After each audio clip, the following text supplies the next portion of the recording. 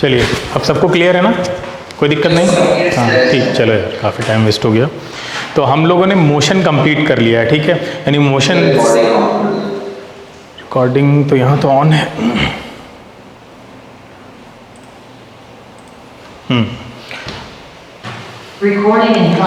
Motion हम लोगों ने कंप्लीट कर लिया है, यानी मोशन से रिलेटेड जितने क्वेश्चन एनटीएससी में बन सकते हैं या आए हुए क्वेश्चंस थे वो सारे डील कर लिए हैं, और जो कॉन्सेप्ट्स उसमें पूछे जा सकते थे वो हमने प्रोजेक्टाइल मोशन तक कवर कर लिया है, जो कि स्टेज 1 में बहुत मुश्किल है कि वहाँ से क्वेश्चन आए, स्टेज 2 में ही आएगा।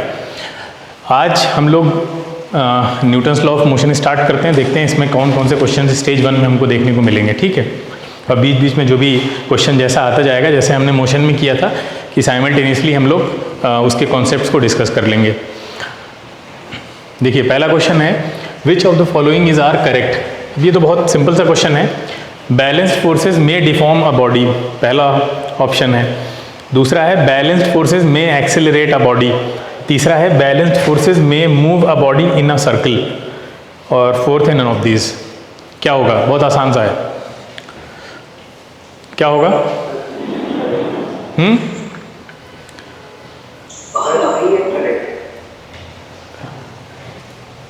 भाई पहला ऑप्शन देखिए, ऑप्शंस को 1 बाय 1 एनालाइज करिए, तो बहुत आसान है क्वेश्चन, तो कोई कुछ है नहीं क्वेश्चन के अंदर। पहला ऑप्शन क्या कह रहा है? बैलेंस फोर्सेज में डिफॉर्म अ बॉडी। देखिए अब कोई बॉडी है यहाँ पे रखी हुई है, बैलेंस फोर्सेज है, मान लीजिए 2 kg की बॉडी है, एक फोर्स इधर से लग रहा है इसके ऊपर, ठीक है, मान लो 20 न्यूटन का, और एक फोर्स इधर से लग रहा है 20 न्यूटन का। बैलेंस फोर्सेज का मतलब क्या है? दोनों इक्वल एंड अपोजिट होने चाहिए, है ना? हाँ, तो अब ये दोनों इस बॉडी को मोशन में ला सकते हैं क्या? नहीं ला सकते, नहीं ला सकते। लेकिन मोशन में नहीं ला सकते हैं, लेकिन इसको डिफॉर्म तो कर सकते हैं, दबा तो सब पिचका सकते हैं। एक इधर से लग रहा है, इधर से लग रहा है, उसको डिफॉर्म तो कर सकते हैं। तो इसका मतलब पहला ऑप्शन सही है, डिफॉर्म कर सकते हैं, ठीक है, तो पहला ऑप्शन बिल्कुल सही है। दूसरा कह रहा है बैलेंस फोर्सेज में एक्सेलरेट। एक्सेलरेट कहाँ हो? तो मोशन में ला ही नहीं सकते, कैसे लाएंगे, ठीक है। तीसरा क्या कह रहा है? बैलेंस फोर्सेज में मूव अ बॉडी इन, ये भी नहीं कर सकते। सर्किल में कहाँ मूव कराएंगे? ट्रांसलेटरी मोशन नहीं होगी यहाँ, तो सर्किल तो छोड़ दो, और लास्ट तो हो ही नहीं सकता। समझ गए? तो बैलेंस फोर्सेस के बारे में ये बात याद रखना है कि वो मोशन में तो नहीं ला सकते हैं बॉडी को, लेकिन क्या कर सकते हैं? उसको डिफॉर्म कर सकते हैं, ठीक है, उसका हुलिया बिगाड़ सकते हैं। क्लियर है? बोलो, डाउट?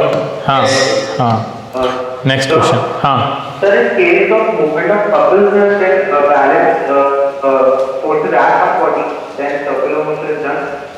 हाँ, कपल कर सकता है, सर्कुलर मोशन करा सकता है, लेकिन कपल के बारे में जब भी बात होगी वहाँ पे बैलेंस फोर्सेस की बात नहीं की जाएगी। वहाँ पे अलग सिनेरियो दिया होगा तुमको, वो टॉर्क प्रोड्यूस करके तब ला सकता है, और वो हमेशा वो वाला जो बैलेंस फोर्स होगा वो एक पॉइंट पे नहीं लग रहा होगा। मतलब वो एक यहाँ या तो यहाँ लग रहा होगा और दूसरा यहाँ लग रहा होगा, तभी काम करेगा वो। एक सिंगल पॉइंट पे अगर ये फोर्सेस लग रहे होंगे तो वो कुछ नहीं कर सकते बॉडी में, एक्सेप्ट डिफॉर्मिंग द बॉडी, है ना। तो हम उस फोर्सेस के बारे में यहाँ पे बहुत बात कर रहे हैं, ठीक है, क्लियर। अब यहाँ पे हाँ, तो यहाँ पे वो जो टॉर्क के थ्रू बॉडी को घुमाने वाली जो बात है, वो अलग तरह के फोर्सेस हैं, वो अलग अलग पॉइंट पे एक्ट कर रहे होंगे, सिमिलर हो सकते हैं, लेकिन वो एक पॉइंट पे नहीं लग रहे होंगे, उनका line of action of forces अलग अलग होगा, तभी बॉडी वहाँ के अंदर टॉर्क प्रोड्यूस होगा और वो रोटेट करेगी। सर्कुलर मोशन नहीं कहलाएगी, वो क्या कहलाएगी? रोटेटरी मोशन कहलाएगी। बात समझ में आ रही है? सर्कुलर मोशन नहीं कहलाएगी, वो एक पर्टिकुलर फिक्स्ड एक्सिस के अबाउट रोटेट करेगी, ठीक है। Next question, force acting on a body A in equilibrium are. अब बताइए यहाँ पे इक्विलिब्रियम में है बॉडी। अब बॉडी अगर इक्विलिब्रियम में है तो आपको पता है कि अनबैलेंस फोर्स लग रहा होगा क्या उस पर? कोई अनबैलेंस फोर्स लग रहा होगा तो उसको इक्विलिब्रियम में क्यों रखेगा? ठीक है, नहीं हो सकता। क्या होगा? क्या लग सकता है उसके ऊपर? भाई बैलेंस फोर्स हाँ लगेगा, एनी ऑफ द टू, ये तो नहीं हो सकता, एक ही हो सकता है, और वो कौन है? बैलेंस फोर्स, ये भी नहीं हो सकता। क्लियर है? बोलो, अगर बॉडी इक्विलिब्रियम में है तो उसके ऊपर कौन से फोर्स लग रहे होंगे? बैलेंस फोर्सेस लग रहे होंगे, हाँ ठीक है। नेक्स्ट क्वेश्चन कह रहा है a balanced force acts on a body, the body must remain at rest. Second option है आइदर रिमेन्स एट रेस्ट और move with uniform velocity. Third है मस्ट बी एक्सेलरेट, ठीक है, मस्ट बी एक्सेलरेटेड। और next क्या कह रहा है? Must move along a circle. बताइए। ए देखो, जब किसी भी बॉडी पे अगर बैलेंस, ध्यान रखना, कोई भी बॉडी आपको दे रखी है और उसके बारे में कह रहा है कि अगर उस पे बैलेंस फोर्सेस लग रहे हो तो बताओ वो उसकी स्टेट कैसी होगी, तो आप कभी भी पूरी श्योरिटी के साथ ये नहीं कहेंगे कि वो रेस्ट पे ही होगी या वो मूव ही कर रही होगी। आप ये कहेंगे कि इनिशियली वो जिस कंडीशन में रही होगी वही उसी कंडीशन को मेंटेन करेगी। बात समझ में आ रही है? वो अगर मान लो बॉडी पहले से मूव कर रही होगी और उसके ऊपर आपने बैलेंस फोर्सेस लगाए, तो क्या वो मोशन रुक जाएगी या होती रहेगी? बताओ। होती रहेगी, क्योंकि balance forces ultimately resultant effect create नहीं करेंगे कोई भी, ये तो कंफर्म है हमें। ठीक है, तो बॉडी अगर पहले से रेस्ट पे है तो रेस्ट पे रहेगी आफ्टर द बैलेंस फोर्सेस, और अगर बॉडी पहले से मोशन में है तो वो मोशन में रहेगी। क्लियर है? बोलिए। तो यहाँ पे कौन सा ऑप्शन मोर अप्रोप्रिएट है कि आइदर रिमेन्स और रेस्ट और मूव विद यूनिफॉर्म वेलोसिटी? या तो वो रेस्ट पे होगी या तो वो यूनिफॉर्म वेलोसिटी से मूव करती रहेगी जैसे पहले कर रही होगी। तो ये ज्यादा अप्रोप्रिएट है। रेस्ट वाली कंडीशन हो सकती है, लेकिन उन्होंने लिखा है मस्ट रिमेन एट रेस्ट, तो अगर वो पहले से रेस्ट पे होगी तो रहेगी रेस्ट पे, लेकिन हमें यहाँ क्वेश्चन में ऐसा कुछ अप्रोप्रिएट दिया नहीं है ना कि वो पहले से रेस्ट में है। क्लियर है? बोलिए, तो कौन सा ऑप्शन चूज करेंगे हम? ऑप्शन नंबर सेकेंड वाला। बोलो, ये बात समझ में आ गई सबको ना? भाई हम लोगों ने मोशन में जब मोशन को स्टार्ट किया था, सबने, जिन लोगों ने भी 9th में मोशन पढ़ी है, तो मोशन में हमने क्या पढ़ा था कि सबसे पहले 2 टर्म पढ़ाए जाते हैं, रेस्ट एंड मोशन, है ना? रेस्ट एंड मोशन 2 टर्म पढ़ाए जाते हैं। अब रेस्ट में, रेस्ट को और मोशन को हम लोग डिफाइन कैसे करते हैं कि हम ऑब्जर्व कहाँ से कर रहे हैं, उस पर डिपेंड करेगा कि अगली चीज मोशन में है या रेस्ट में है। क्लियर है ना? कि हम कहाँ से उस चीज को ऑब्जर्व कर रहे हैं। तो फोर्स के बारे में जब हम पढ़ते हैं आकर चैप्टर में, तो मोशन चैप्टर की जो हमारी अंडरस्टैंडिंग होती है कि कोई चीज़ अगर रुकी है अपनी सराउंडिंग के रेस्पेक्ट में तो वो क्या है? रेस्ट पे है, और अगर अपनी सराउंडिंग के रेस्पेक्ट में कोई चीज़ मूव कर रही है तो वो मोशन में कहलाएगी, है ना? तो ये जो हमारी अंडरस्टैंडिंग है, जब हम फोर्स चैप्टर स्टार्ट करते हैं तो फोर्स का काम क्या होता है? कोई बच्चा बताएगा फोर्स क्या करता है? आकर फोर्स का क्या काम होता है? भाई फोर्स, हमने मोशन के अंदर 2 चीजें पढ़ी, सुनो ध्यान से। एक बॉडी है जो रेस्ट पे है और दूसरी जो है वो मूव कर रही है। अब देखिए, मोशन में 2 तरह की चीजें होती हैं। अगर बॉडी या तो कांस्टेंट वेलोसिटी से मूव कर रही होगी, बोलो, और या तो वेरिएबल वेलोसिटी से मूव कर रही होगी। वेरिएबल वेलोसिटी का मतलब क्या होता है? वेलोसिटी चेंज कर रही है। हाँ, तो वेलोसिटी जब चेंज करती है तो उसको हम क्या बोलते हैं? एक्सेलरेशन ही तो बोलते हैं। एक्सेलरेट कर रही है, वेलोसिटी चेंज हो गई तो एक्सेलरेशन आ गया।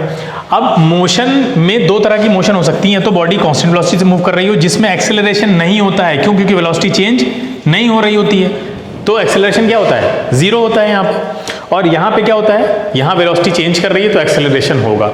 अब यहाँ पे देखिए, अगर कोई चीज रेस्ट पे रुकी हुई है तो वो रेस्ट पे रुकी रहेगी जब तक उस पर कोई एक्सटर्नल फोर्स ना लगे। यही तो बताया था न्यूटन ने। न्यूटन ने क्या बताया था? कोई बॉडी अगर रुकी हुई है तो वो रुकी रहेगी जब तक उसको कोई चलाने वाला एक्सटर्नल फैक्टर ना आए, वहां पे उस पर कोई धक्का ना लगाए, तब तक वो रुकी रहेगी, है ना? और इसी में एक और एडिशनल चीज बोली कि अगर कोई चीज चल रही है पहले से तो वो चलती रहेगी अगर कोई उसको रोके ना। बोलो, इतना तो सिंपल है, सबको याद होगा ना इनका ये वाला लॉज ऑफ मोशन का पहला लॉ, लॉ ऑफ इनर्शिया भी जिसको बोलते हैं, कि कोई भी बॉडी अपनी इनिशियल स्टेट को मेंटेन करना चाहती है, यानी अगर वो रुकी है तो वो रुकी रहना चाहती है, अगर वो चल रही है तो वो चलते रहना चाहती है। अगर आप उसकी इस इनिशियल कंडीशन को बदलना चाहते हैं देन यू विल नीड, क्या चाहिए होगा हमको? हाँ, बस फोर्स का इतना ही काम है कि अगर आप किसी बॉडी की इनिशियल कंडीशन को बदलना चाहते हैं, और वो इनिशियल कंडीशन 2 हो सकती हैं, कौन कौन सी? या तो वो रुकी होगी या तो वो चल रही होगी, तो उसकी इनिशियल कंडीशन नॉर्मली नहीं बदलती है, स्पेशल कंडीशन में बदलती है। उसके लिए आपको चाहिए फोर्स। ठीक है, इसका मतलब फोर्स बॉडी की इनिशियल कंडीशन को बदलेगा। अच्छा, कैसे बदलेगा? कैसे बदलेगा? अगर वो रुकी हुई चीज को चलाएगा तो भी उसकी वेलोसिटी में बदलाव लाएगा। भाई वेलोसिटी पहले 0 थी, फिर बदल के कुछ ना कुछ हो जाएगी। अगर वो चलती हुई चीज में कोई चेंज लाएगा तो भी किसमें चेंज लाएगा? वो अल्टीमेटली उसकी वेलोसिटी में ही तो चेंज लाएगा। भाई फोर्स क्या चेंज कर देता है बॉडी में? ऐसा क्या कर देता है जो बॉडी रुकी हुई बॉडी चलने लगती है या चलती हुई बॉडी रुक जाती है? दोनों ही कंडीशन में फोर्स, हाँ, वेलोसिटी में चेंज ला रहा है। और इसी चेंज इन वेलोसिटी को एक फैंसी नाम दे दिया गया। कोई बताएगा क्या फैंसी नाम है वो? बिल्कुल बिल्कुल, वेरी गुड। उसको हम एक्सेलरेशन बोलते हैं या डी एक्सेलरेशन बोलते हैं ना, रिटार्डेशन भी बोल देते हैं। अगर बॉडी की वेलोसिटी घट रही है, कम होती जा रही है, तो उसको बोलेंगे वो रिटार्ड कर रही है, डी एक्सेलरेट हो रही है। और अगर वेलोसिटी की बॉडी की वेलोसिटी जो है वो इंक्रीज कर रही है तो उसको क्या बोलते हैं हम, एक्सेलरेट कर रही है। क्लियर है? तो एक्सेलरेशन या रिटार्डेशन ये दोनों एक फैंसी वर्ड्स हैं, ठीक है, या मैं जैसे बोलता हूँ डरावने नाम हैं किसके, चेंज इन वेलोसिटी के, है ना। फोर्स क्या कर रहा है अल्टीमेटली, वेलोसिटी में चेंज ही तो ला रहा है। कोई ऑब्जेक्ट रुका हुआ था, वहां पे उसकी वेलोसिटी 0 थी, आपने फोर्स लगाया, चलने लगा, क्या हुआ, वेलोसिटी में चेंज आया। पहले वेलोसिटी 0 थी, बढ़ के 10 हो गई, 20 हो गई, ऐसे। क्लियर है? बात समझ में आ रही है? नहीं? तो फोर्स का बेसिक काम समझिए। फोर्स का बेसिक काम आपसे जब भी पूछा जाएगा आप क्या बोलेंगे, क्या है? फोर्स वेलोसिटी में चेंज लाना, बस, जिसको हम एक्सेलरेशन भी बोलते हैं। क्लियर है? अब अगर आपसे ये कहा जा रहा है कि कोई object change in velocity constant velocity से मूव कर रहा है, और तो इसका मतलब क्या है, उसके ऊपर कोई फोर्स लग रहा है? अरे यार, हाँ बताओ, लग रहा है? कोई फोर्स लग रहा है उसके ऊपर?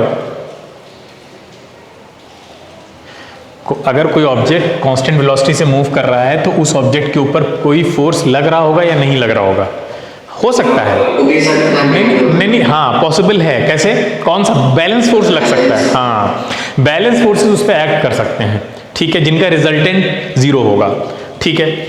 इसी तरह से कोई ऑब्जेक्ट अगर रेस्ट पे है तो उस पर कोई फोर्स लग रहा होगा, नहीं लग रहा होगा? बिल्कुल लग सकता है ना, हाँ।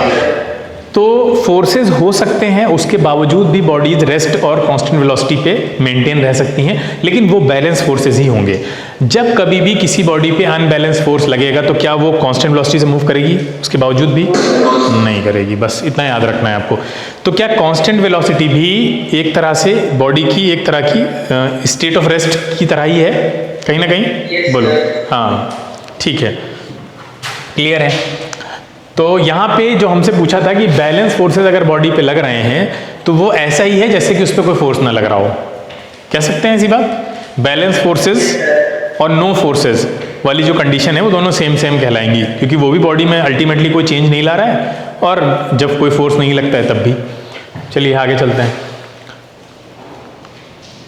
हाँ, ये है if a body is not accelerated. अभी हमने बताया अगर बॉडी एक्सेलरेटेड नहीं है तो कोई अनबैलेंस फोर्स नहीं लग रहा है, सिंपल है। एक्सेलरेटेड होने के लिए अनबैलेंस फोर्स होना जरूरी है नहीं? अभी देखा ना, पीछे हम लोगों ने डिस्कशन किया। हाँ, तो अब देख लीजिए, आसान हो गया। कह रहा है नो, अगर बॉडी एक्सेलरेटेड नहीं है, ये वर्ड याद रखना, मतलब क्वेश्चन थोड़ा सा ट्विस्ट करके पूछा है। अगर एक्सेलरेटेड नहीं है तो आप यहीं पे लिख लीजिए कोई क्या लिख लें? हाँ, कोई अनबैलेंस फोर्स नहीं लग रहा है, तभी एक्सेलरेटेड नहीं है। पहला कह रहा है no unbalance force acts on it, तो पहला सही हो सकता है नहीं हो सकता है? नहीं हो सकता। अरे यार क्यों? एक्सेलरेटेड नहीं है, एक्सेलरेटेड नहीं है तो अनबैलेंस फोर्स नहीं लग रहा है। इतनी बात नहीं समझ में आ रही है? फिर कंफ्यूज हो, बोलो। एक्सेलरेटेड नहीं है तो इसका मतलब क्या है? या तो रेस्ट पे है और या तो मूव कर रही होगी। किससे? कांस्टेंट वेलोसिटी से। भाई यही दो कंडीशन तो हो सकती हैं इस वाले केस में, अगर बॉडी एक्सेलरेटेड नहीं है तो कोई अनबैलेंस फोर्स नहीं लग रहा होगा, हो सकता है। No balance force acts on it, नहीं है तो गलत है, नहीं हो सकता। बोलो भाई, बैलेंस फोर्स तो लग सकता है ना। जब बॉडी एक्सेलरेशन में नहीं है तो उसके ऊपर एक ही तरह का फोर्स लग सकता है, वो बैलेंस फोर्स। फिर कह रहे हैं कि the resultant force is not zero. भाई रिजल्टेंट फोर्स अगर जीरो नहीं होता तो एक्सेलरेशन होता या नहीं होता? हाँ, तो फिर इसका मतलब यहाँ पे एक्सेलरेशन नहीं है, तो ये वाला भी ऑप्शन गलत हो गया। फिर कह रहे हैं single force acts on it's. अगर सिंगल फोर्स होता तो रिजल्टेंट होता कुछ ना कुछ। अगर सिंगल फोर्स होता तो रिजल्टेंट होता, अगेन एक्सेलरेशन को जन्म दे देता वो, तो ये भी नहीं हो सकता। तो ऑप्शन कौन सा सही है? सिर्फ पहला। क्लियर है सभी बच्चों को? किसी को डाउट हो तो फिर से पूछ ले। फोर्स में इतना ही समझना है बेटा कि जब भी कोई अनबैलेंस्ड फोर्स लगेगा तो एक्सेलरेशन वहां पे प्रोड्यूस होगा ही होगा। क्लियर है? बोलिए। एक्सेलरेशन मतलब चेंज इन वेलोसिटी होगी, ठीक है। चलिए आगे चलते हैं। ये देखिए, an athlete runs over a certain distance before taking a long jump because due to this. अब ये तो बहुत आसान हो गया क्वेश्चन। अब वो जंप मारने से पहले हाँ, क्यों दौड़ता है? तो ऑप्शंस दिए हैं, पहले पढ़ लेते हैं। कह रहे हैं हिज मास गेट्स डिक्रीज्ड।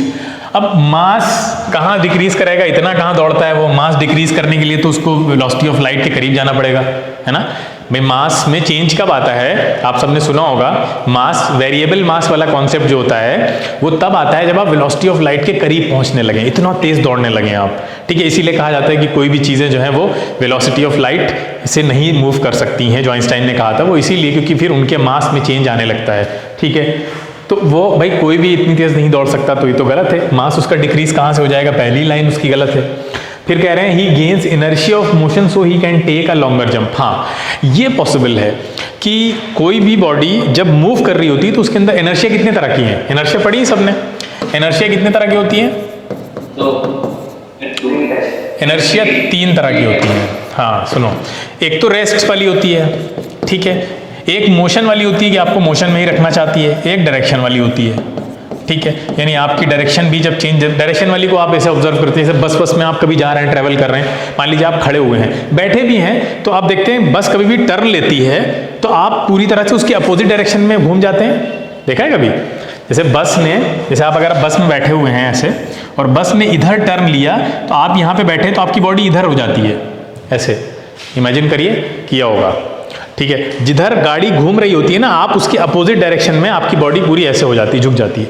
इसको कहते हैं इनर्शिया ऑफ डायरेक्शन, ठीक है। इनर्शिया ऑफ मोशन सभी समझते हैं। इनर्शिया ऑफ मोशन, जैसे बस जा रही है, अचानक से ब्रेक लगा तो क्या होता है? आपकी बॉडी आगे की तरफ आ जाती है।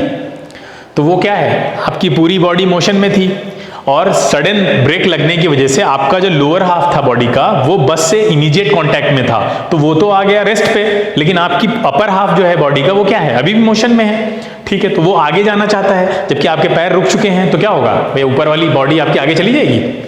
तो ये क्या है? ये एग्जाम्पल है इनर्शिया ऑफ मोशन का। इनर्शिया ऑफ रेस्ट का एग्जाम्पल क्या है? बहुत आसान है। आप जब गाड़ी में बैठे हुए हैं और अचानक से गाड़ी चल दे, तो जब अचानक से गाड़ी चलती है तो आप पीछे की तरफ चले जाते हैं। तो वो क्या होता है कि आपके जो पैर थे, यानी लोअर हाफ जो था बॉडी का, वो बॉडी जो कार थी उससे इमीडिएट कांटेक्ट में था, तो कार चली तो वो लोअर हाफ भी आगे चला गया, जबकि आपका जो अपर हाफ था वो अभी भी रेस्ट में था। तो उसने अपनी जो इनर्शिया ऑफ रेस्ट वाली जो कंडीशन है उसको कंटिन्यू रखने की कोशिश की, तो वो उसी जगह पे रुका रहा और आपका जो लोअर हाफ था वो आगे चला गया। तो आपको लगता है कि आप पीछे आ गए, जबकि पीछे नहीं आए आपका जो अपर हाफ है बॉडी का वो उसी जगह पे है, लोअर हाफ आगे चला गया है। तो ये है इनर्शिया ऑफ रेस्ट वाली कंडीशन। और इनर्शिया ऑफ मोशन क्या है कि आपकी बॉडी का अपर हाफ आगे चला गया है, लोअर हाफ वहीं पे रुक गया जैसे ही ब्रेक लगे गाड़ी के साथ, और डायरेक्शन भी हमने समझा दिया। क्लियर है? तो ये 3 तरह की आपकी इनर्शिया होती हैं। अब यहाँ पे क्या है, जब वो दौड़ के आ रहा है तो उसकी बॉडी में जो इनर्शिया ऑफ मोशन आ जाएगा, मोमेंटम आ जाएगा, एक तरह से आप ये भी कह सकते हैं। तो उसकी वजह से क्या होगा, वो हेल्प करेगा उसकी जंप में, उसको और ज़्यादा जंप लेने में। यानी एक बॉडी अगर पहले से रुकी हुई है और आप वहीं पे रुके हुए हैं, अचानक से जंप करेंगे अगर आप, तो आप ज़्यादा लंबी जंप नहीं कर पाएंगे। आपने प्रैक्टिकली भी ऑब्जर्व किया होगा, अगर आपको लंबी जंप लेनी है तो आपको क्या करना पड़ता है? दौड़ के आना पड़ता है। तो दौड़ के आते हैं तो पहले से आप बॉडी को अपनी उसकी जो इनर्शिया वाली जो कंडीशन है उसको चेंज कर देते हैं, ठीक है। पहले वो रेस्ट में थी तो पहले से ही वो मोशन में आ चुकी है, तो अब वो सपोर्ट करेगी आपको और ज़्यादा और आगे जंप लेने में, ठीक है। तो जो इनर्शिया ऑफ रेस्ट है, वो जो पहले रुकावट बन सकती थी, वो अब आपकी सपोर्टर हो गई, क्योंकि आपने आप बॉडी को इनर्शिया ऑफ मोशन में ले आए हैं आप, ठीक है। क्लियर है? बात समझ में आ रही है? ये ऑप्शन होगा आपका। थर्ड ऑप्शन क्या था? He gets the power of God. अरे फोर्थ है he follows law of conservation of lean. ये भी नहीं, इससे कोई लेना देना नहीं है यहाँ पे, ठीक है। आगे चलते हैं हम लोग। नेक्स्ट क्वेश्चन कह रहा है force acts on an object which is free to move if we know the magnitude of force and mass of the object. Newton second law of motion enables us to determine the object's. बताइए Newton second law of motion. देखिए अभी हमने आपको first law बताया था। First law क्या था? कोई भी ऑब्जेक्ट रुका है तो रुका रहना चाहता है, चल रहा है तो चलता रहना चाहता है ना? क्यों? इनर्शिया की वजह से। क्लियर है? अब अगर आप उसकी इस कंडीशन को बदलना चाहते हैं तो you will need a force, ठीक है। आपको फोर्स क्या करता है? हमने ये बता दिया आपको। फोर्स क्या करता है? बॉडी में वेलोसिटी में चेंज लाता है। बोलो, तो यही फोर्स जो आपको चाहिए, यही तो सेकंड लॉ है। सेकंड लॉ क्या बताता है कि अगर आप बॉडी की इनिशियल कंडीशंस को बदलना चाहते हैं तो आपको फोर्स की जरूरत पड़ेगी, यही बताता है सेकंड लॉ, और कुछ नहीं। तो जब फोर्स आता है तो बॉडी की वेलोसिटी में चेंज आता है, ठीक है। वेलोसिटी में चेंज आता है तो वही हम बोल देते हैं मोमेंटम में चेंज आता है। मोमेंटम क्या होता है?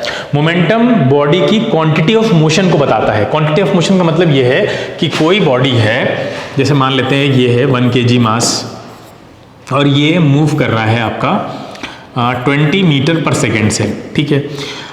अब अगर हम आपसे कहें और एक और दूसरा ऑब्जेक्ट है वो मूव कर रहा है आपका 10 मीटर पर सेकेंड से, अगर हम आपसे पूछें कि बताओ दोनों में से कौन तेज मूव कर रहा है, तो क्या बताएंगे आप? बताइए, दोनों में से दूसरे के मास से क्या लेना देना आपको? मास के बगैर नहीं बता पाएंगे आप? अरे ऑब्वियस सी बात है, मास के बगैर हम नहीं बता पाएंगे। क्यों? क्योंकि अगर ये 20 मीटर पर सेकेंड से मूव कर रहा है, 1 kg का मास है, मान लो ये 10 kg का है। अब बताइए कि दोनों में से किसके अंदर क्वांटिटी ऑफ मोशन या किसका इफेक्ट ज्यादा होगा? कौन ज्यादा इफेक्ट प्रोड्यूस करेगा जब आगे जाएगा? बोलो भाई, सामने तुमको खड़ा कर दिया जाए, ठीक है, मान लो यहाँ पे हमने नीलेश को खड़ा कर दिया है, अब नीलेश को ऑप्शन दे दिया, कौन सा वाला झेलोगे, ए वाला या बी वाला? ऑब्वियस सी बात है बी वाला कौन चूज करेगा, ठीक है, दोबारा उसको चॉइस ही नहीं मिलेगी। तो ये क्यों ऐसा हुआ? क्योंकि ये 10 मीटर पर सेकेंड से तो है लेकिन 10 kg का है, तो इसका मतलब ये हो गया आप खाली वेलोसिटी देखकर किसी की क्वांटिटी ऑफ मोशन नहीं बता सकते कि वो उसके अंदर कितनी मोशन कंटेंड है, ताकि वो आगे टकराएगा तो कितना इफेक्ट प्रोड्यूस करेगा। आपको दो चीजें चाहिए ना क्वांटिटी ऑफ मोशन बताने के लिए, कौन कौन सी? मास भी चाहिए और वेलोसिटी भी चाहिए। खाली मास से भी आप नहीं बता सकते हैं। मान लीजिए कोई बहुत हल्की चीज है, ठीक है, और एक ट्रक है उसके कंपैरिजन में, तो अगर आपसे अभी पूछा जाए कि बताओ दोनों में से कौन सी चीज झेलना चाहोगे, तो आप कहेंगे ट्रक, वो हल्की वाली जो चीज़ होगी, मान लीजिए वो कोई चीज़ है 200 ग्राम की है, 250 ग्राम की है, और एक ट्रक है आपके सामने, आपसे हम कहें किसके सामने आपको खड़े कर दिया जाए तो आप बर्दाश्त कर लेंगे? तो अब ऑब्वियस सी बात है 250 ग्राम वाली चीज़ को चुनेंगे।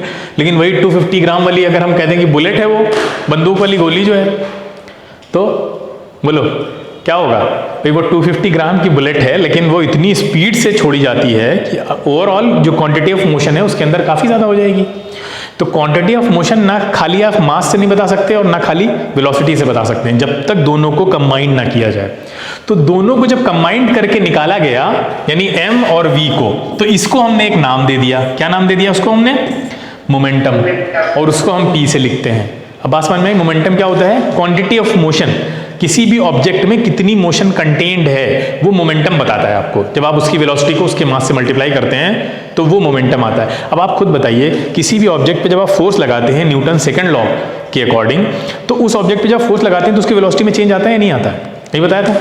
बोलिए। आता है। अब और जिस ऑब्जेक्ट पे आप फोर्स लगा रहे हैं उसके अंदर कुछ ना कुछ मास तो होगा, मासलेस तो है नहीं कोई ऑब्जेक्ट दुनिया में। बोलिए भाई, कुछ ना कुछ मास होगा उसका। तो अल्टीमेटली अगर हम आपसे ये कहें कि उसकी वेलोसिटी में चेंज आता है या उसके मोमेंटम में, एक ही बात है। बोलो। हाँ, तो ये बात याद रखिएगा कि जब किसी ऑब्जेक्ट पे फोर्स लगाया जाता है तो उसकी मोमेंटम में चेंज आता है, ठीक है।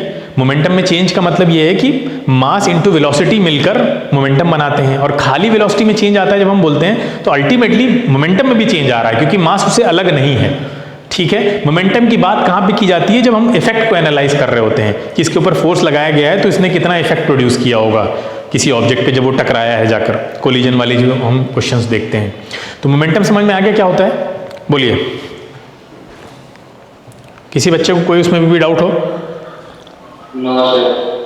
ठीक है, तो बताइए यहाँ पे क्या होगा आंसर? कह रहा है अगर कोई ऑब्जेक्ट पे फोर्स लग रहा हो और फ्री टू मूव हो, if we know the magnitude of force, अगर हमें मैग्नीट्यूड ऑफ फोर्स पता हो और मास पता हो, तो Newton second law of object क्या देगा हमें? ये बहुत आसान क्वेश्चन है। ये आपको फोर्स पता है? फोर्स पता है और क्या पता है? मास पता है। तो न्यूटन सेकंड लॉ क्या देता है?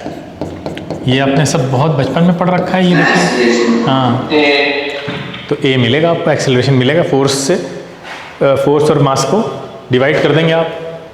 Next, a ship of mass 2 × 10⁻⁷ kg is at rest on applying a force of 25 Newton. It is displaced through 25 meter. The speed of ship after this displacement. देखिए कैसे होगा क्वेश्चन ये। देखिए अभी हमने आपको एक चीज़ बताई कि न्यूटन सेकेंड लॉ क्या है? F = ma। ये भी क्वेश्चन पूछा जाता है कि बताइए कि न्यूटन का जो फर्स्ट लॉ है वो कैसा है, क्वांटिटेटिव है, क्वालिटेटिव है, ये भी क्वेश्चन आता है। तो क्वालिटेटिव है, क्वालिटेटिव का मतलब ये है कि वो ये बताता है कि मोशन क्या होती है, मतलब कोई भी ऑब्जेक्ट की जो स्टेट है वो क्या होती है, ठीक है। अगर वो रुका है तो कब रुका रहेगा, अगर चल रहा है तो किस कंडीशन में चलता रहेगा, ये सारी जो इंफॉर्मेशन है उसके बारे में वो न्यूटन का फर्स्ट लॉ देता है ऑब्जेक्ट की मोशन के बारे में।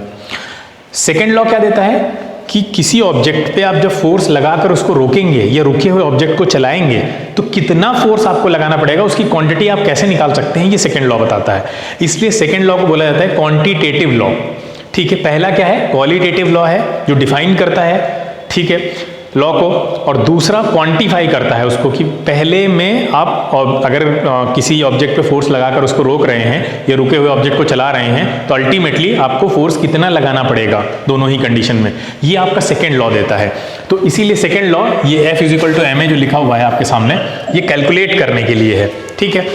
अब अभी हमने आपको बताया था कि आप कोई भी ऑब्जेक्ट है, जैसे देखिए ये ऑब्जेक्ट रखा हुआ है और ये m मास का है, ठीक है। इसकी वेलोसिटी मान लीजिए इनिशियली u थी, आपने इसके ऊपर फोर्स लगाया, सब लोग ध्यान से सुने, आपने इसके ऊपर एक फोर्स लगाया, आपने इसके ऊपर जब फोर्स लगाया तो बताइए इसकी वेलोसिटी चेंज होगी या नहीं होगी, बिल्कुल होगी, ठीक है। लेकिन क्या मास चेंज होगा, नहीं होगा, मास तो m ही रहेगा, है ना।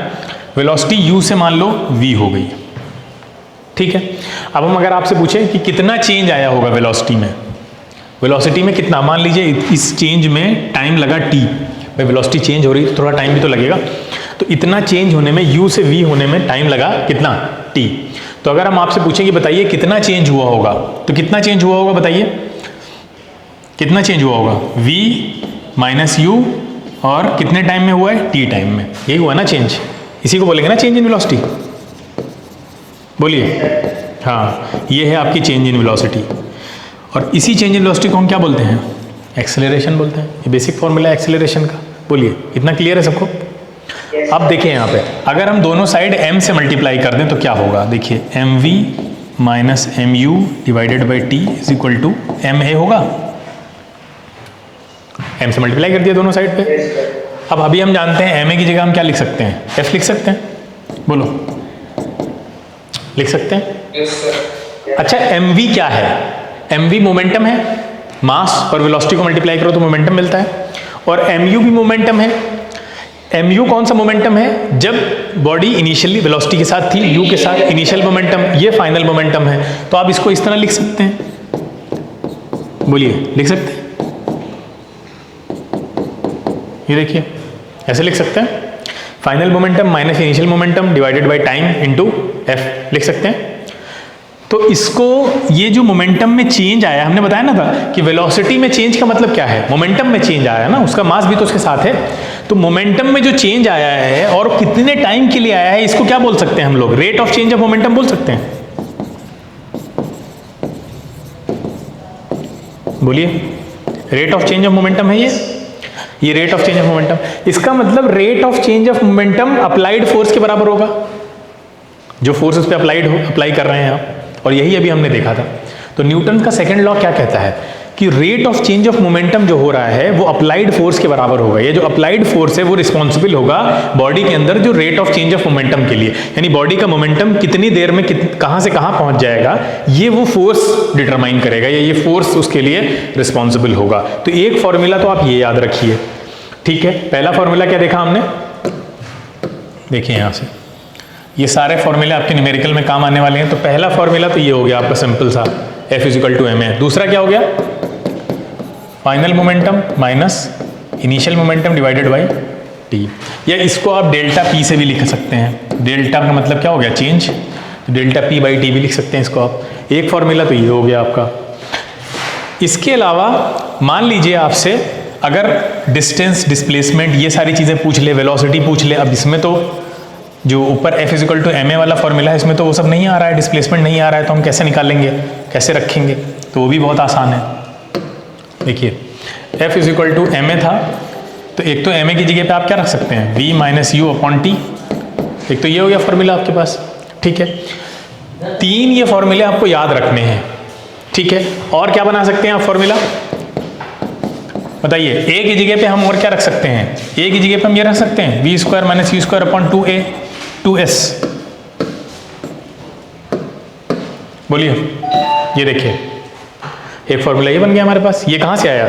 थर्ड इक्वेशन ऑफ मोशन से आया, v स्क्वायर इक्वल टू, ठीक है। तो ये फॉर्मूला, ये 3-4 फॉर्मूले हैं, सब आपको याद रखने हैं न्यूटन सेकेंड लॉ में। ये कह सकते हैं आप फोर्स में आपके सारे क्वेश्चन इससे हो जाएंगे, ठीक है। इससे बाहर और कोई क्वेश्चन नहीं आएंगे, भी रिकॉइल वेलोसिटी वाले क्वेश्चन हम करा देंगे। अब यहां बताइए इसमें से कौन सा फॉर्मूला लगाएं जो बहुत तेज आंसर निकल आएगा।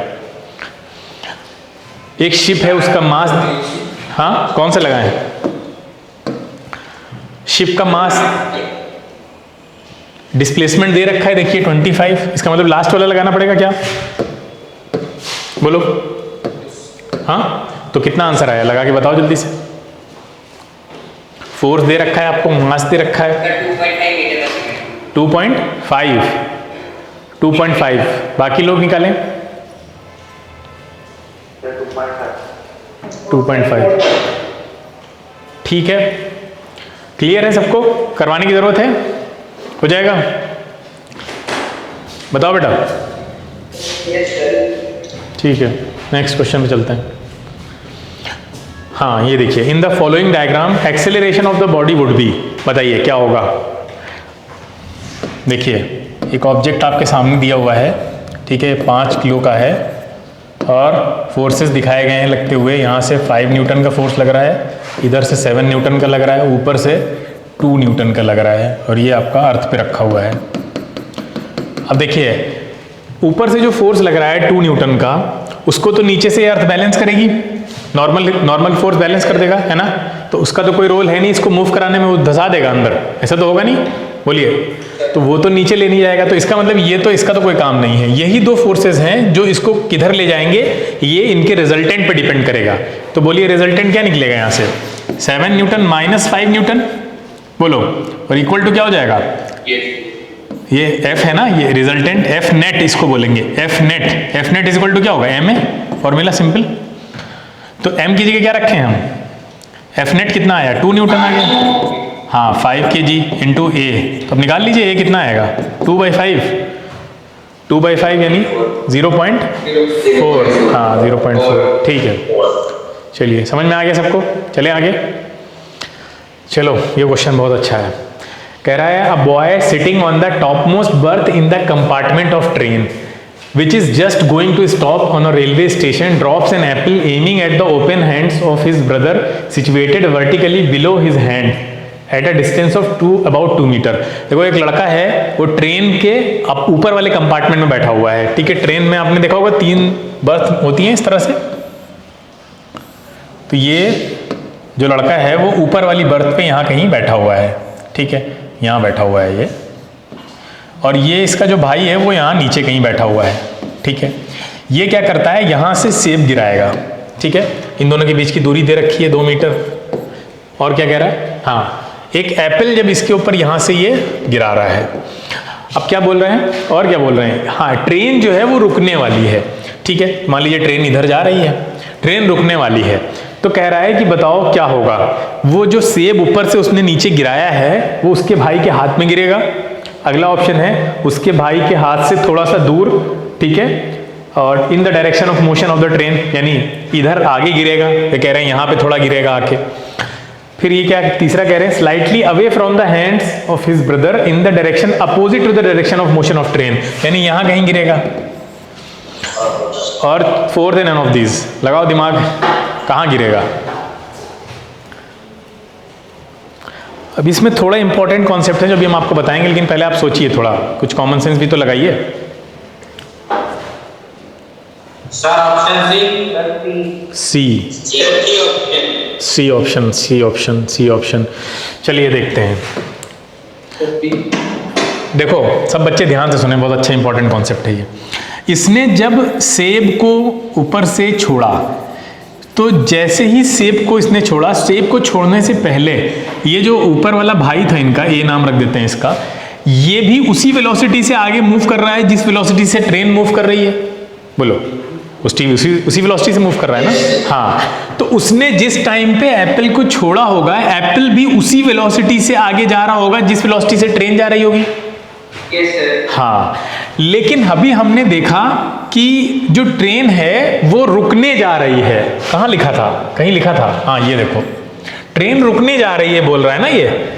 बस यही एक जो टर्म है यहाँ पे जो बोला है इसने, ट्रेन रेलवे स्टेशन पे रुकने जा रही है। ट्रेन रुकने जा रही होगी तो स्पीड बढ़ा रही होगी अपनी या कम कर रही होगी? बताओ। हाँ, तो उसकी वेलोसिटी हर सेकंड चेंज हो रही होगी।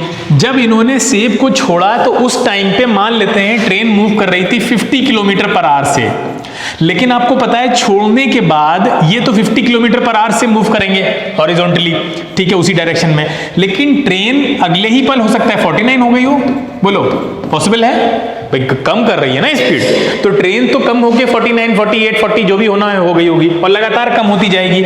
लेकिन ये सेब इसके हाथ से छूटने के बाद अब ये फ्री फॉल वाली कंडीशन में आ चुका है, और फ्री फॉल में आपको पता होना चाहिए कि अब इसके ऊपर ट्रेन की स्पीड की चेंज का कोई फर्क नहीं पड़ने वाला है, कोई एक्सटर्नल फोर्स नहीं लग रहा है एक्सेप्ट द ग्रेविटी। हाँ, तो ग्रेविटी का फोर्स तो वर्टिकल लगता है, हमने प्रोजेक्टाइल में देखा था, वो तो हॉरिजॉन्टल मोशन को डिस्टर्ब नहीं करता है ना भाई।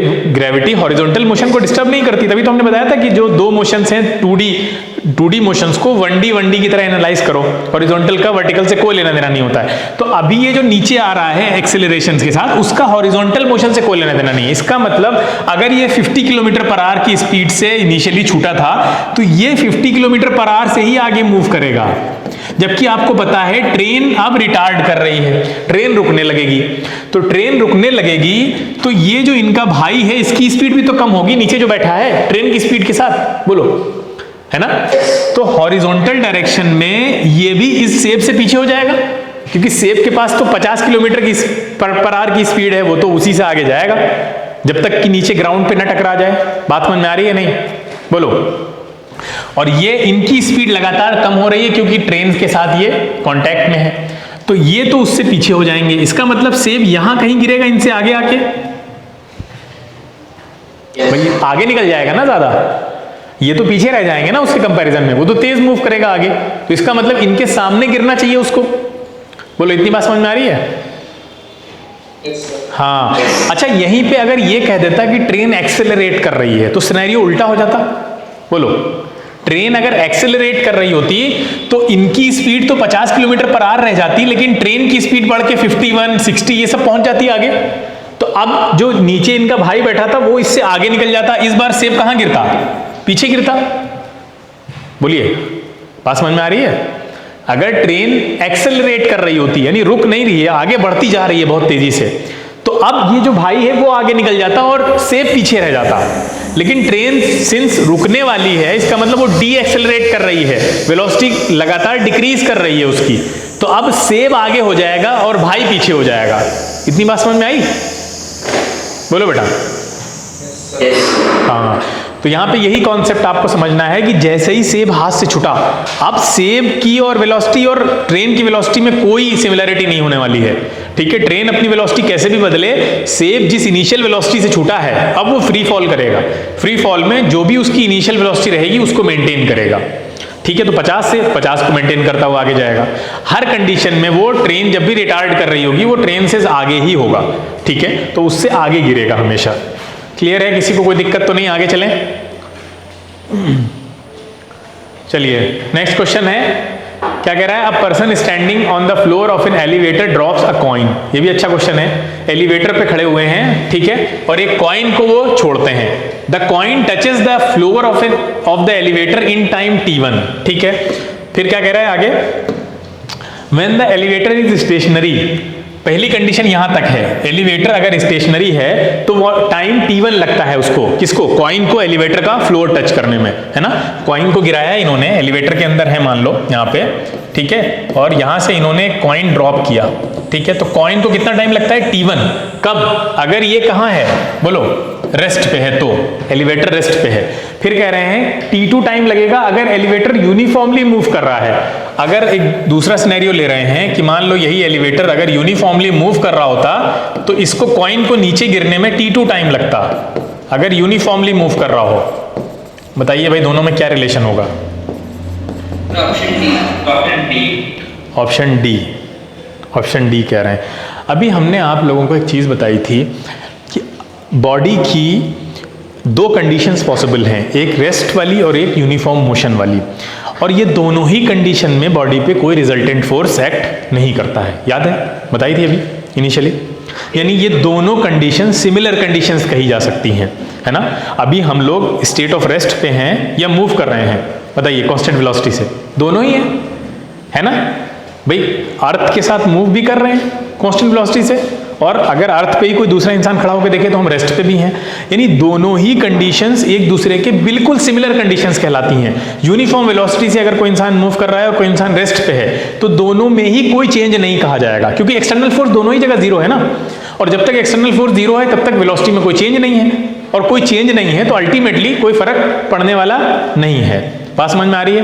तो आप खुद सोचिए यहाँ पे कि ये यूनिफॉर्मली मूव कर रहा है और ये रुका हुआ है, क्या क्या डिफरेंस होने वाला है दोनों में? क्या लग रहा है, क्या डिफरेंस होने वाला है? उसकी वेलोसिटी भी चेंज नहीं हो रही है, इसकी वेलोसिटी भी चेंज नहीं हो रही है, दोनों की वेलोसिटी कांस्टेंट है या नहीं? रेस्ट वाले की वेलोसिटी भी तो कांस्टेंट है, नहीं है? बोलो। हाँ, और इसकी वेलोसिटी भी कांस्टेंट है। हाँ, ऑब्वियस सी बात है, ये दोनों में टाइम सेम आएगा। टाइम जब तक नहीं बदलेगा जब तक वेलोसिटी में चेंज नहीं आएगा, और वो तब तक नहीं आएगा जब तक कोई एक्सटर्नल फोर्स वहां पे ना आ जाए। तो इसमें बहुत कंफ्यूजन होता है। अब याद रखिए, यूनिफॉर्म वेलोसिटी से मूव करना या रेस्ट पे रहना, ये बिल्कुल सिमिलर कंडीशंस हैं। जहां कहीं भी ऐसे क्वेश्चंस आपको दिखें, आप उनको दोनों को आइडेंटिकल मान के सॉल्व करिए, आपका आंसर कभी गलत नहीं होगा। ठीक है, बोलिए। और सर अगर दिया जाए कि जो एलिवेटर और एक्सेलरेटेड मोशन चले तो उसका आंसर क्या होगा? एक्सेलरेटेड मोशन होगा तब तो फिर फोर्स आ गया ना, एक्सटर्नल फोर्स आ गया वहां पे, तब तो फिर एनालाइज करेंगे हम, तब तो अलग हो जाएगा, तब दोनों टाइम सेम हो ही नहीं सकते, है ना। तब वहां पे अलग तरह से कैलकुलेशन होगी। क्योंकि वो कह रहा है कोई भी हो सकता है।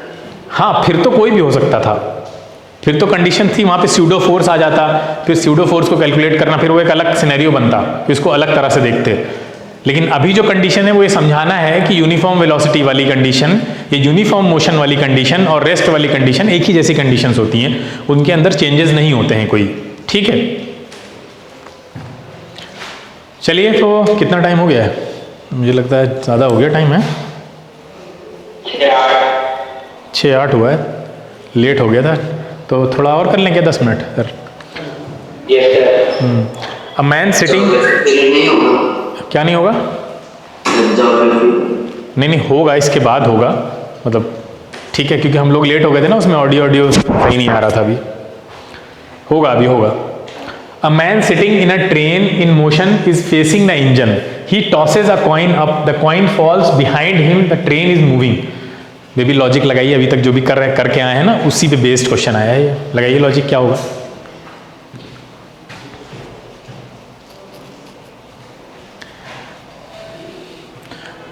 इंजन फेस कर रहा है मतलब आगे की तरफ जा रहा है।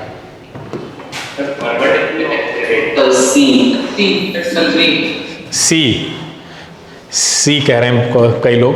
देखिए, इंजन को फेस कर रहा है, इसका मतलब क्या है? आगे की तरफ जा रहा है, आगे की तरफ उसका मुंह है इधर की तरफ, वो ट्रेन भी इधर ही मूव कर रही है। ये कह रहे हैं कि ये कॉइन को टॉस करता है, ठीक है, कॉइन उसने ऊपर उछाला, the coin falls behind him, और ये कॉइन है वो उसके पीछे गिर जाता है आके। अब आप खुद सोचिए, कॉइन अगर पीछे गिर रहा है तो तेज कौन चल रहा है, कॉइन या वो पर्सन जो बैठा है? हाँ, पर्सन तेज चल रहा है, यानी फॉरवर्ड एक्सेलरेशन चल रहा होगा ना, अभी हमने पीछे बताया था। हाँ, अगर कॉइन आगे गिरता उसके तो इसका मतलब क्या हो रहा था? ट्रेन रुकने वाली है ना? बोलिए। ठीक है, समझ गए आप लोग। नेक्स्ट देखिए, a body moving with constant velocity. चलो बता दे, तो बहुत आसान क्वेश्चन है। कांस्टेंट वेलोसिटी से मूव कर रही है, इसका मतलब एक्सेलरेशन जीरो है, इतना पहले ही लिख लिया करो। अगर कांस्टेंट वेलोसिटी से मूव कर रही है तो एक्सेलरेशन जीरो है, इसको पहले लिख लो साइड में, वरना ऑप्शन कंफ्यूज कर देंगे। हाँ, may have balance force acting on it, ठीक है, बिल्कुल सही है।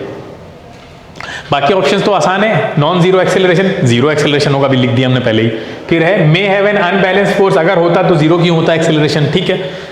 फिर फोर्थ क्या था? Must have no force acting on it, ये कंडीशन गलत है, मस्ट हैव वाला मामला हम नहीं कह सकते हैं, बैलेंस फोर्सेस अभी भी हो सकते हैं।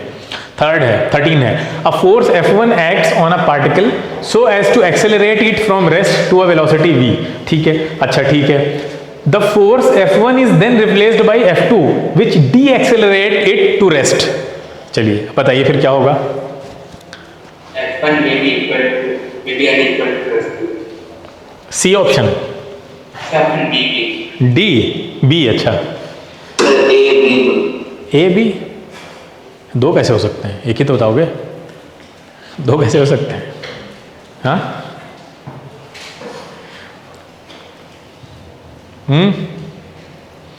अरे यार ऑब्वियस सी बात है। आप सोचिए, पहला कह रहा है F1 must be equal to F2, ये तो नहीं पॉसिबल है, दोनों बराबर हों, दोनों बिल्कुल एग्जैक्टली बराबर हों, ये कैसे पॉसिबल है? ठीक है, हो भी सकता है, नहीं भी हो सकता है, तो हम श्योरिटी के साथ नहीं कह सकते ना, जब तक मैग्नीट्यूड ना पता हो हमें कहाँ पता है दोनों के मैग्नीट्यूड। कह रहा है एक फोर्स F1 है, एक पार्टिकल पे एक्ट कर रहा है, जो कि उसको पहले पार्टिकल रुका हुआ था इनिशियली, फिर उसको वो चलाता है, चला के एक वेलोसिटी अटेंड करा देता है, ठीक है, v। ठीक है, कोई बात नहीं, F1 फोर्स है। फिर कह रहे हैं कि इस F1 फोर्स को फिर हम रिप्लेस करते हैं F2 से, जो कि इसको वापस से डी एक्सेलरेट करके फाइनली इसकी वेलोसिटी फिर से 0 पे ले आता है। ठीक है, तो हम ये कैसे बता सकते हैं कि दोनों बराबर ही हैं? मैग्नीट्यूड वाइज हमें पता ही नहीं है। फिर कह रहे हैं मे बी इक्वल टू, हाँ ये ऑप्शन सही हो सकता है, ठीक है, बराबर हो भी सकते हैं। तीसरा कह रहे हैं मस्ट बी अनइक्वल, ये भी गलत है कि अनइक्वल ही होंगे। तो श्योरिटी के साथ आप कौन सा ऑप्शन कह सकते हैं, यही खाली इस पे पूछ रहा था आपसे। तो सिंपल है, बी ऑप्शन होगा। 14th है a body moving with constant velocity. अरे तो हमें लगा रिपीट हो गया, हाँ छोड़ो। If a body is not accelerated, accelerated अगर नहीं है तो इसका मतलब एक्सेलरेशन 0 होगा, है ना? एक्सेलरेटेड नहीं है तो एक्सेलरेशन 0 होगा ना। अब देखो, अब ऑप्शंस एनालाइज करो।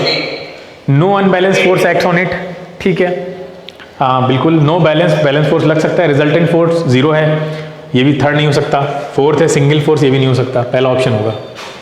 ठीक है, नेक्स्ट है choose correct statement. A force can change speed of a body, a force can change direction of a body, a force can change shape of a body. तो बहुत आसान हो गया, सारे ही सही हैं, फोर्स सब कुछ कर सकता है। ठीक है, फोर्स है क्या? बहुत आसान है, क्या है फोर्स? फोर्स वेक्टर क्वांटिटी है, हाँ ठीक है, डायरेक्शन भी होगी। When an object undergoes acceleration, बताइए अगर ऑब्जेक्ट में एक्सेलरेशन हो रहा है तो हम क्या हैं?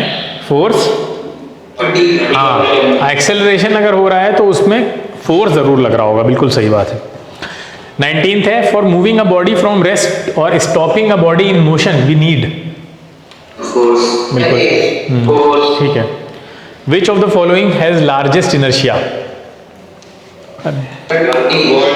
ये क्वेश्चन मुझे लग रहा है लास्ट ईयर ही आया था शायद NTSC में, last year to last year.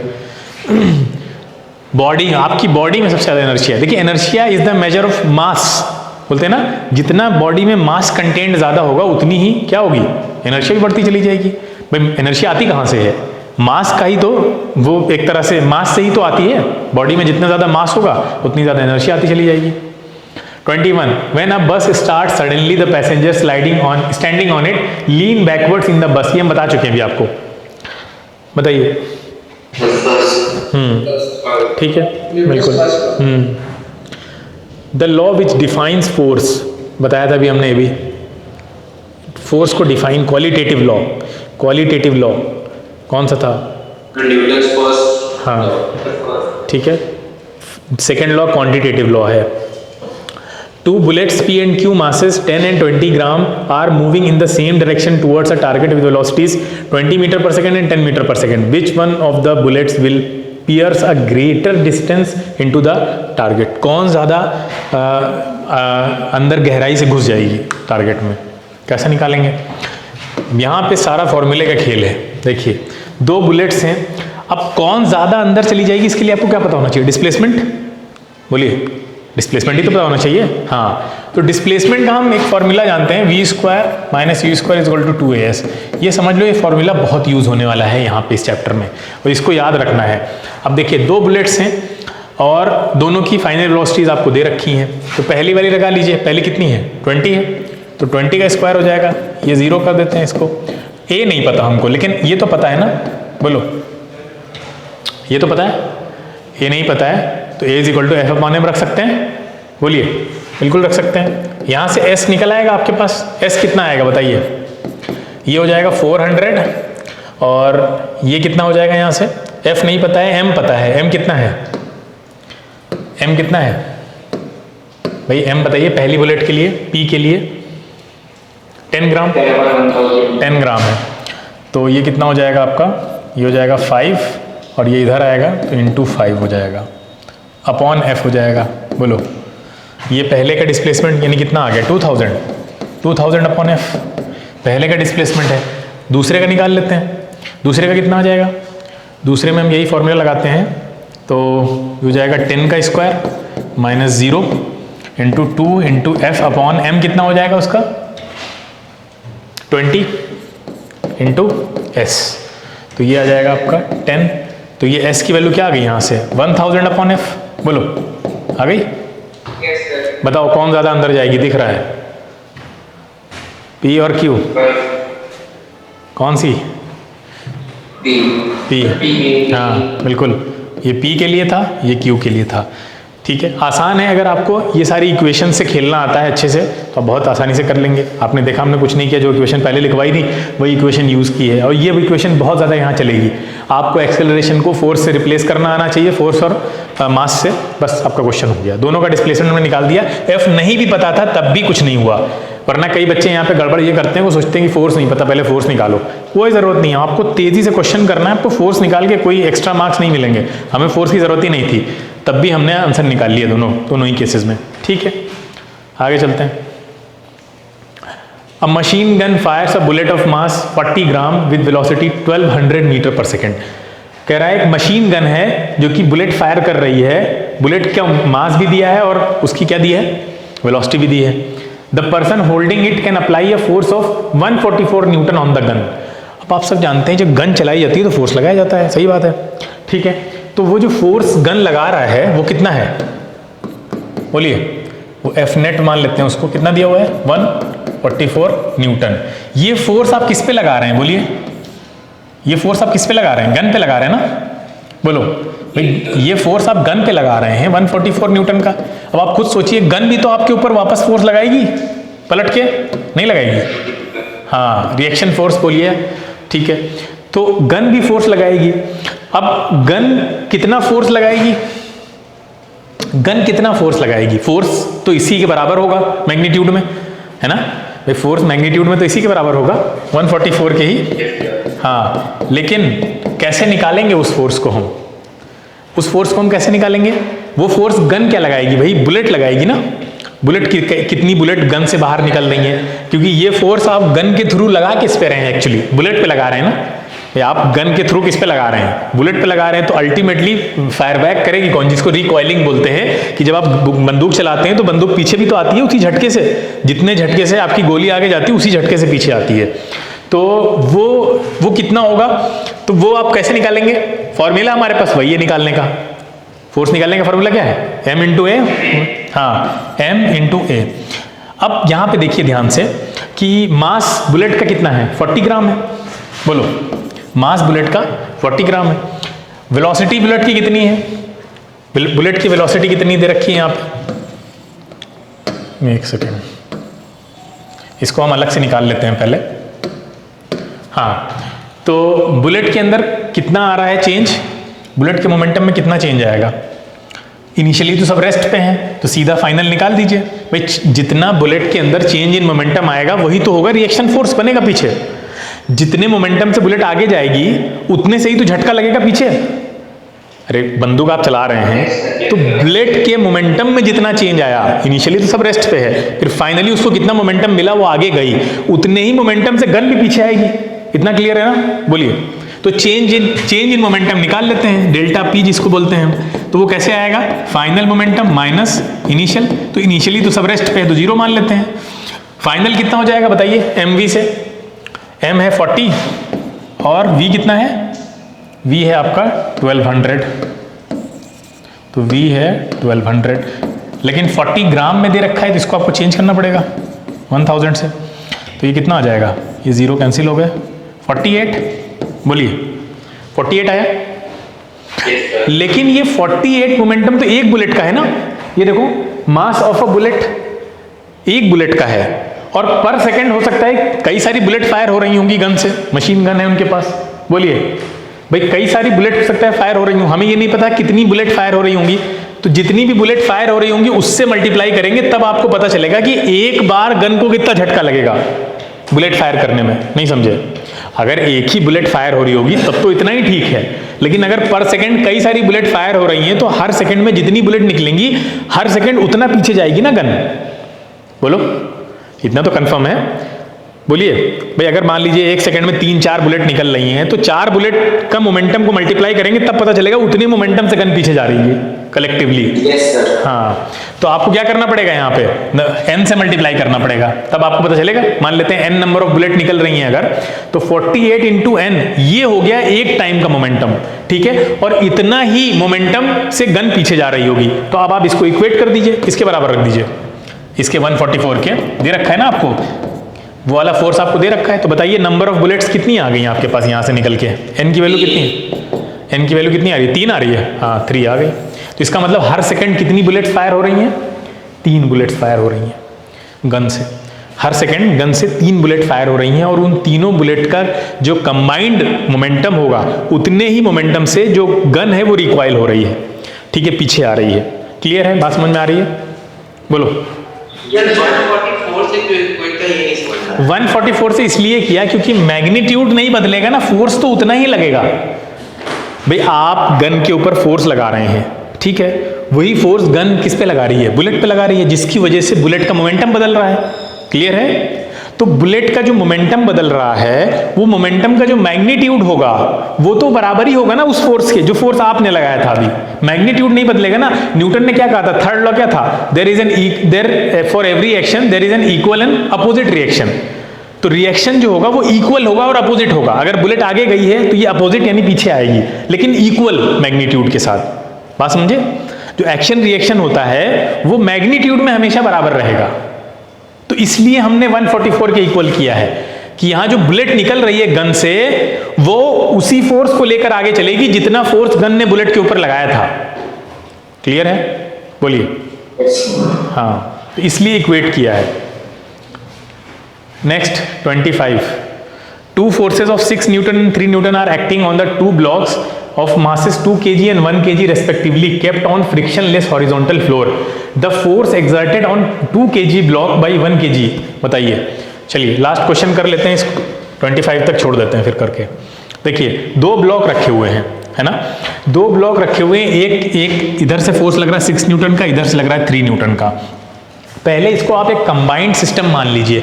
अच्छा, कंबाइंड सिस्टम मान लेंगे तो हम यहाँ से एक्सेलरेशन निकाल सकते हैं, है ना, ब्लॉक का एक्सेलरेशन कितना है वो निकालते हैं। तो इसको अगर कंबाइंड सिस्टम मान लेते हैं बेटा, तो बताइए कि कंबाइंड सिस्टम का मास कितना हो जाएगा?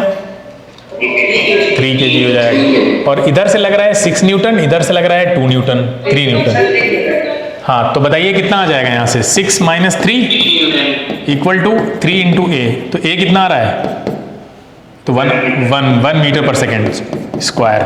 इसका मतलब इन ब्लॉक का जो एक्सेलरेशन है वो 1 मीटर पर सेकेंड स्क्वायर है। अब हम ब्लॉक्स को अलग अलग आइडेंटिफाई कर लेते हैं फ्री बॉडी डायग्राम बना के। फ्री बॉडी डायग्राम मतलब क्या है कि हर एक को अलग करते हैं और ये देखते हैं कि उसके ऊपर फोर्स कितने लग रहे हैं। पहला ब्लॉक अलग करिए। पहला ब्लॉक आपने अलग किया 2 kg का, ध्यान से देखें सभी लोग, और इसके ऊपर ये फोर्स इधर लगा रहा है 6 न्यूटन का, ठीक है, और हमें ये नहीं पता है कि 1 kg वाला इसके ऊपर कितना फोर्स लगा रहा होगा। तो आप खुद सोचिए, 2 kg वाला 1 kg पे जितना फोर्स लगाएगा उतना ही रिएक्शन लगेगा ना उधर से।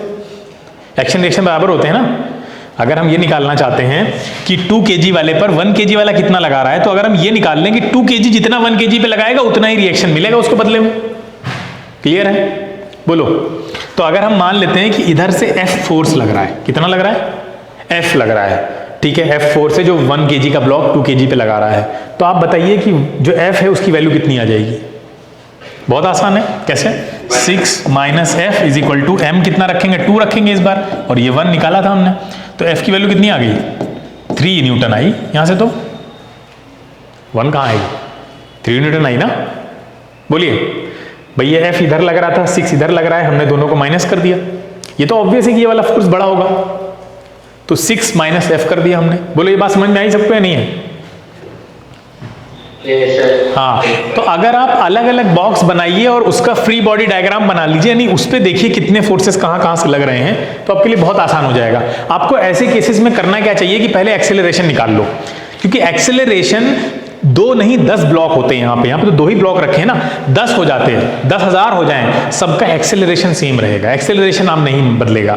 तो एक्सेलरेशन आप कंबाइंड ब्लॉक का निकाल लीजिए। जब एक्सेलरेशन निकल आए तो फिर आप देखिए कि कौन कौन के बॉक्स को, दोनों 2 हैं या 2 से ज्यादा हैं, उनमें से किस बॉक्स के ऊपर फोर्स पूछ रहा है, तो उसको इंडिपेंडेंटली एनालाइज करिए, फ्री बॉडी डायग्राम बना लीजिए उसका, कि देखिए उस पर इधर से कौन सा फोर्स लग रहा है, दूसरी तरफ से अपनी तरफ से मान लीजिए कोई फोर्स, एक्सेलरेशन आप पहले ही निकाल चुके हैं, मास उस इंडिविजुअल बॉक्स का एनालाइज कर लीजिए उस टाइम पे, और आपका आंसर आ जाएगा। जैसे यहाँ पे निकल आया कि 3 न्यूटन का फोर्स लग रहा है, तो 2 kg बॉक्स पे जो फोर्स लगा रहा है ये 1 kg, वो कितना है?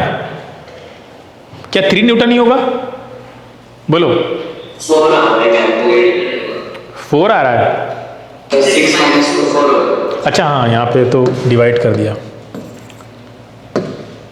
तो ये इधर आएगा 6 - 2, ये हो जाएगा 4 न्यूटन। ठीक है, क्लियर है, समझ में आ गया? निकाल लेंगे, इस तरह के क्वेश्चन कर लेंगे। बोलिए। Yes sir.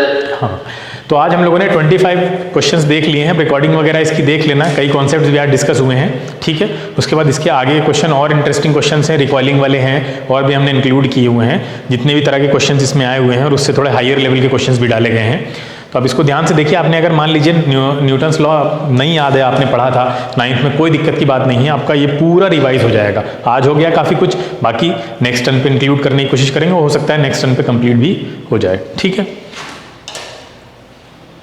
Thank you so much.